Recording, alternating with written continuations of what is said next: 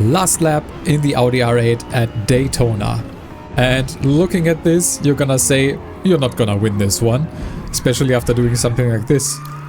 But just wait until the end. This has been the most stupid race win I think I've ever gotten. And with that, welcome back to HD Racing. We are taking a look at the Audi R8 for a second time, because it finally got nerfed. Turn 10 heard us, and we are in multiplayer right now, and the Audi there is only pulling 410 kilowatts peak power. But if we take a look in single player with the same upgrades, same tune, the car is still pulling 436 kilowatts peak power. So once again, this is a multiplayer only nerf, and from the power difference it's about 6%. I'm not sure if they did anything else, we can't really tell, but yeah, they did it the same way that they did with the VW Golf. And I don't know why, because take a look here. If I just go to the upgrade shop, put in the restrictor plate, we go from 436 to 414 kilowatts peak power. And that means that they could have easily done it like this, and well, the car would have been the same in multiplayer and in single player if you loaded the same tune. But right now it's not.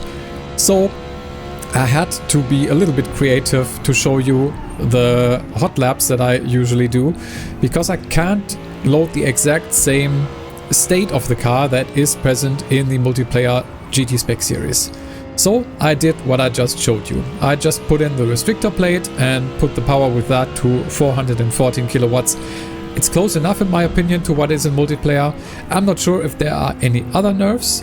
It felt a little bit like that to me, but in terms of handling, but I can't really put my finger on what is going on there, because I don't really know like how that system works. I've heard from people in the comments, thank you for letting me know, that there is something similar with setting a handicap in the private multiplayer, but I don't know how that exactly affects the car. So yeah, just take this with a little bit of a grain of salt. I've tried to get close in terms of power at least to show you what the car will behave now, kind of, in multiplayer.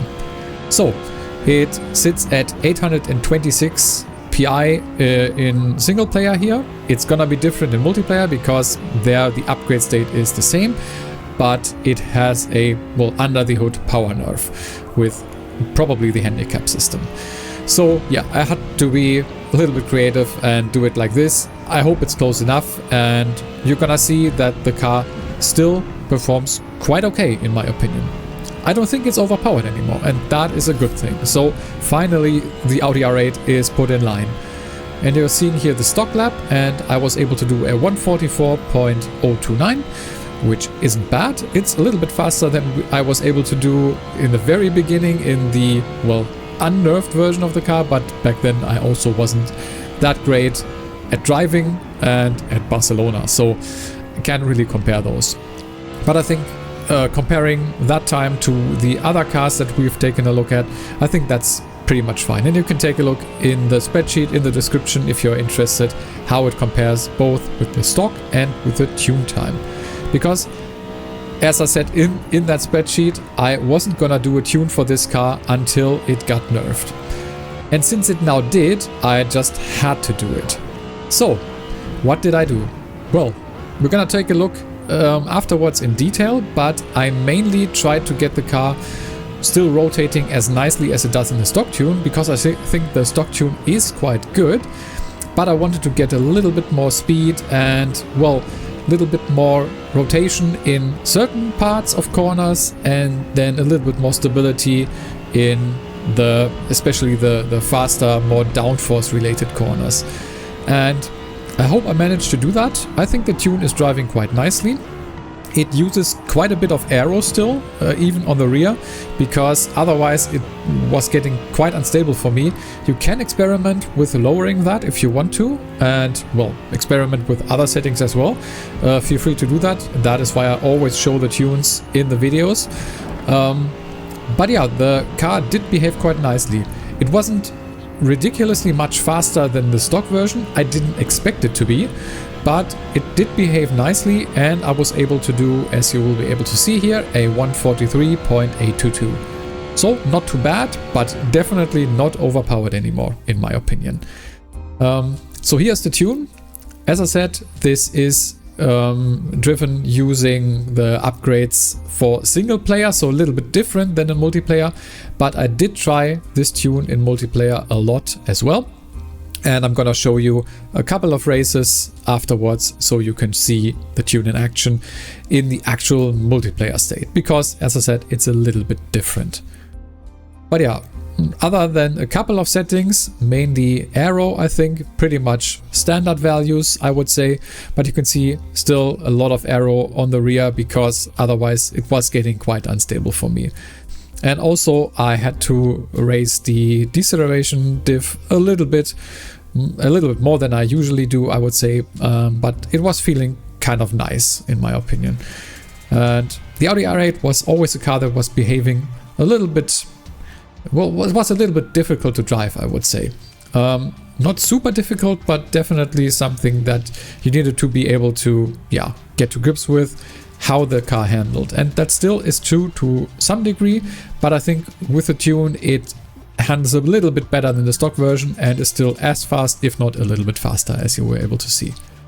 By the way, if you're new around here or haven't subscribed to the channel yet, please consider doing so, that would really help me out. So for our first race here at Suzuka, we are starting in P3 and we're gonna see what we can do here. I gotta preface this, the race started out quite nicely, but it took a very bad turn and you're gonna see why. You can already see here the Dodge Viper in front is lagging crazy, and I was being a little bit careful because I really wasn't sure where he was, and that meant that the Corvette in front was able to get by.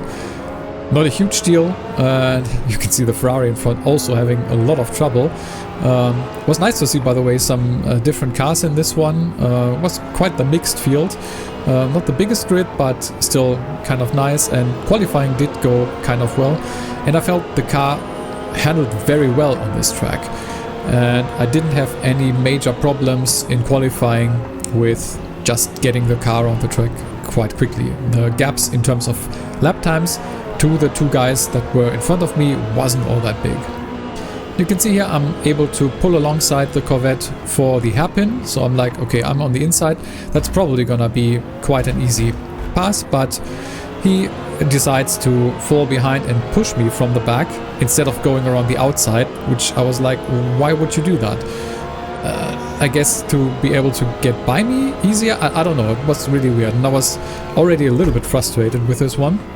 And going on the inside here and getting a little bit of an oversteer moment, I turn into him a little bit and he decides to retaliate, it seems like, and pushes me from the back, and I struggle to get the car under control and then just get punted from behind. I don't know how many times, I didn't count, but yeah, that meant that I'm now in the very back. So yeah, this is something that has happened to me quite a lot in recent times in multiplayer, especially in the GT series. I don't know why people are driving like that. Yeah, maybe I was pushing him a little wide because I had that oversteer moment, but A, it wasn't on purpose, and B, even if that was the case, there's no reason for him to then go back and punt me from behind. He did that the second time, and he did it also in the hairpin where I almost lost the car as well. So yeah, I don't know, the driving standards right now in multiplayer lobbies, for me at least, are pretty bad, and I'm getting a little bit frustrated, I have to say. And yeah, I'm still thinking about what I want to do about that. Maybe I'm gonna take a little bit of a break from the GT series and just focus on other things. I mean, the Formula Master series is ongoing, there is still touring cars to take a look at, and maybe that's something that I'm gonna do in the future. Let me know what you think, if that's a good idea to you, or if that maybe you want to see mostly GT. Well, I definitely am interested to hear what you want to see, but even still, if I'm not having fun driving and I just have bad races, then it's kind of hard for myself to motivate me to just keep going and go into races. So I need to be a little bit careful, which is also why I started to drive GT cars again on Assetto Corsa Competizione. You may have seen the latest video. If not, I'm gonna link that as well, and you can take a look if you're interested. I'm having a lot of fun in that, in the GT cars, because, well, it's a GT focused simulator that really, in my opinion, does GT cars very, very well. So yeah, I'm having a lot of fun in that. But for this one, yeah, it's for Forza Motorsport, it's a little bit difficult for me right now to have fun in these races because they are so messy in a lot of places. I had a couple of other races which also didn't go all that well, and this one you're gonna see I'm right now doing actually kind of well, and I think you can see that the Audi is doing quite nicely here, even though I go a little bit wide here in 130R, and I think get a penalty for that off track. Yeah, half a second. It's the penalty system.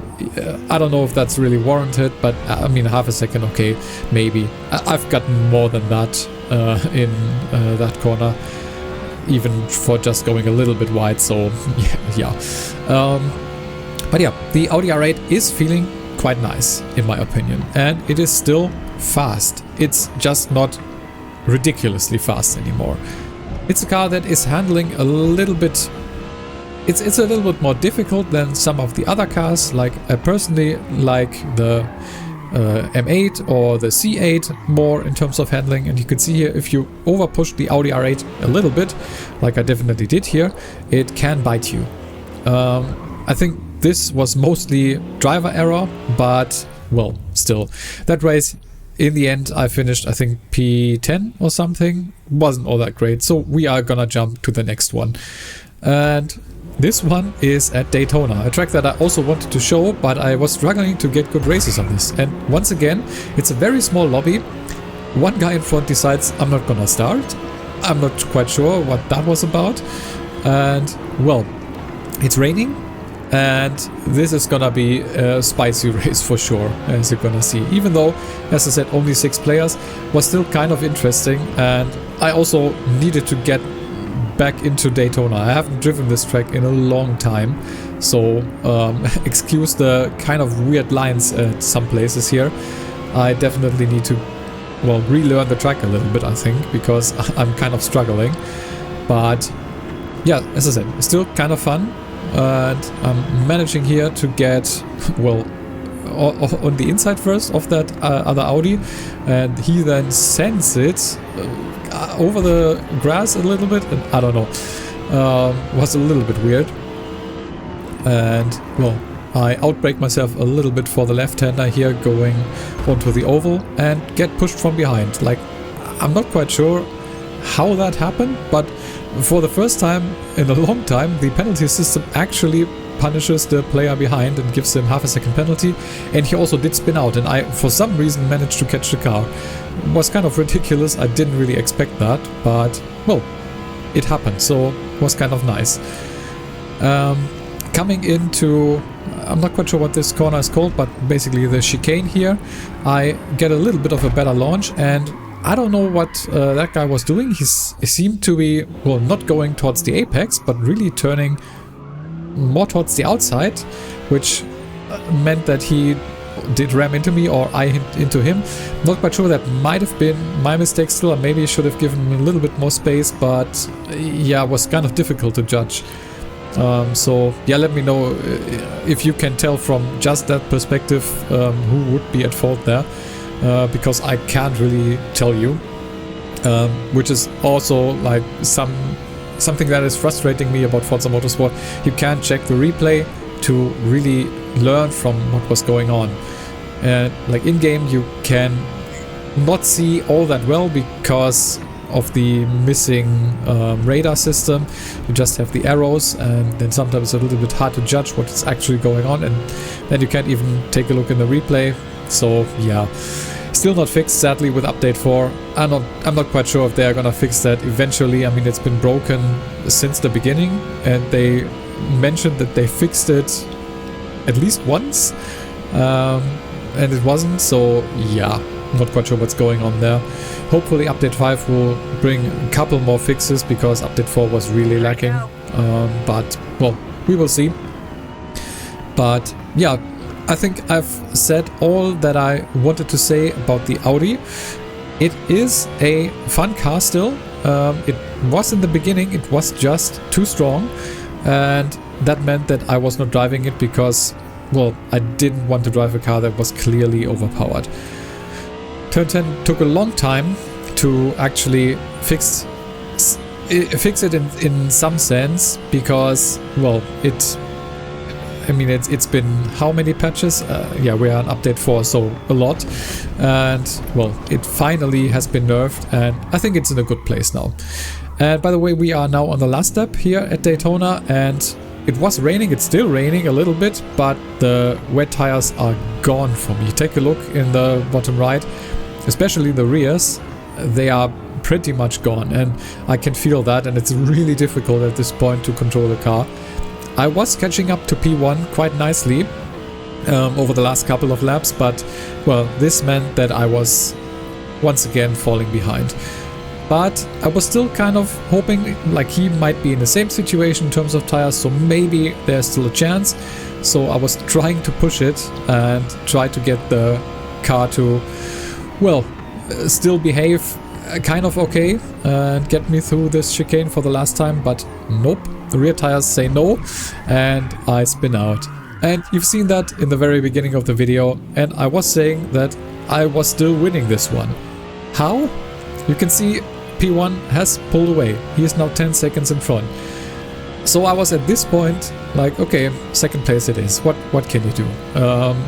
We are now only 3 players in the lobby, and, well, we are coming up on the finish line. But take a look in front.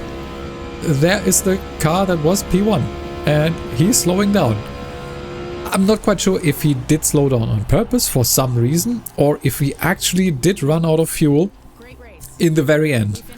Not quite sure. He did finish here, so yeah, as I said, no idea. The most stupid way to win a race, in my opinion, because I really didn't deserve to win after spinning 2 times in the last lap, but nevertheless it happened. But yeah, I think that's enough for that. And for the Audi R8, definitely give this one a try. Try the tune that I shared if you want to. It's also shared in game as always. And, well, with that, I just want to say thanks a lot for watching. Hit the like button if you enjoyed the video. I've been HD Racing. See you in the next one.